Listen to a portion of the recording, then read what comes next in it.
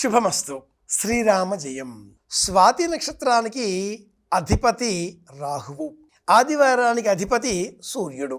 స్వాతి నక్షత్రం ఉన్న కారణం చేత మన మనస్సు అన్ని గ్రహాలకు, అన్ని రాశులకు, అన్ని నక్షత్రాలకు చెందిన వారి అందరిపైన కూడా ఈ రాహు నక్షత్ర స్వభావం, రాహు స్వభావం కొంత విపరీతంగా ఉంటుంది. ఆ విపరీత లక్షణం ఏమిటి అంటే, నాకు ఏ విధంగానైనా ఈ వస్తువును సాధించాలి అనే సంకల్పం కలిగింది కాబట్టి సాధించి తీరతాను అనేటటువంటి భయంకరమైన స్థిర నిశ్చయాన్ని పెంపొందింపజేసే లక్షణం రాహువుది.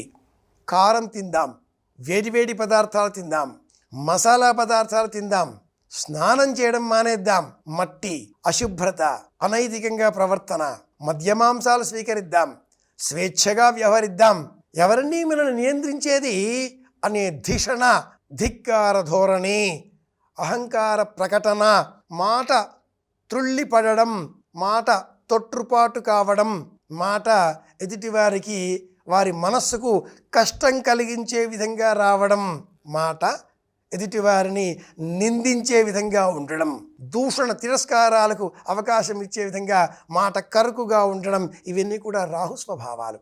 అగ్నికి ఆద్యం తోడైనట్లుగా ఆదివారానికి ఈ రాహు నక్షత్ర స్వభావం కూడా తోడవుతే విపరీతమైన అనర్థం చోటు చేసుకుంటుంది. ఈరోజు ఆ విశేషం ఉంది. రాహు నక్షత్రం స్వాతి నక్షత్రం కావడం, ఆదివారం కావడం.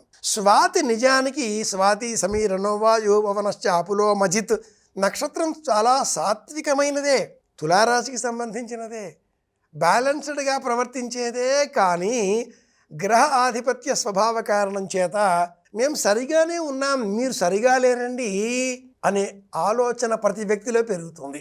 ఇది నియంత్రణలో ఉంటే సవ్యంగా ప్రవర్తిస్తారు, నియంత్రణలో లేకపోతేనే సమస్యలు ఏర్పడతాయి. ఈ నియంత్రణలో తేవడం కోసం ఆదివారం నాడు పాటించవలసిన విధులను సమాజంలో అందరికీ మేలు కలిగించే విధంగా ఆర్ష విజ్ఞానం, జ్యోతిర్విజ్ఞానం పేరిట చెప్పిన మొట్టమొదటి నియమం ఆదివారం రాహుకాలంలో మౌనవ్రతాన్ని పాటించండి అని చెప్పడం. ఆదివారం రాహుకాలం సూర్యాస్తమయానికి ఆరంభ సమయంలో 4:30 నుంచి 6 వరకు ఉంటుంది.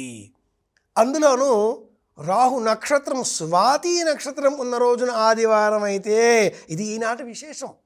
ఈ సమయంలో 90 నిమిషాలలో ఈరోజు ఆదివారం సాయంత్రం మనం మౌనవ్రతాన్ని పాటించి సంకల్పపూర్వకంగా మనం ఎవరిని విశ్వసిస్తున్నామో, ఏ దైవం పట్ల మనకు భయము, భక్తి, విశ్వాసము, ఆసక్తి, ప్రేమ ఉన్నవో ఆ దైవనామాన్ని మనం జపం చేసినట్లయితే సంకల్ప సిద్ధి కలుగుతుంది.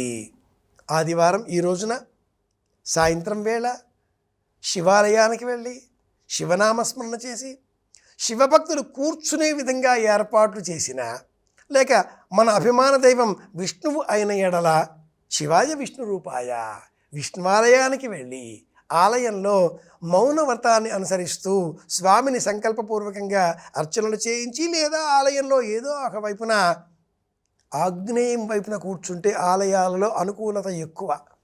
ఏ ఆలయానికి వెళ్ళినా, ఏ సమయంలో వెళ్ళినా మనమంతా కూడా అవకాశం లభించిన ఎడల ఆ ఆలయంలో ఆగ్నేయం వైపు, దక్షిణం గోడకు వీపు చేసి, లేదా నైరుతి వైపు గోడకి వీపు చేసి, లేదా పడమర వైపు వీపు చేసి స్వామిని దర్శనం చేసుకునే విధంగా ఈ 3 చివరలలో 4 చివరలలో ఉంటే, ఆగ్నేయం వైపున కూర్చుంటే భగవంతుడి అనుగ్రహం సులభంగా లభిస్తుంది.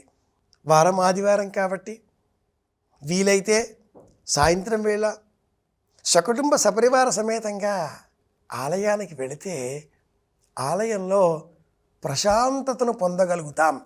ఉదయమంతా మౌనవ్రతాన్ని అనుసరిస్తూ సూర్యాస్తమయం ఆరంభ సమయం 4:30కు ఆదివారం సమయంలో ఇల్లాలు, పిల్లలు, భర్త, పిల్లలు, కుటుంబం ఆలయానికి వెళితే ఆలయంలో స్వామి దర్శనం భిన్నంగా అవుతుంది. వెళ్ళి చూచిన వారికే ఈ అనుభూతి ప్రత్యేకంగా అనుభవిక వైద్య విషయంగా మనం గ్రహించాలి. ఆలయానికి వెళదాం, అందరి క్షేమాన్ని కోరుదాం, మళ్ళీ కలుసుకుందాం. శుభమస్తు. శ్రీరామ జయం.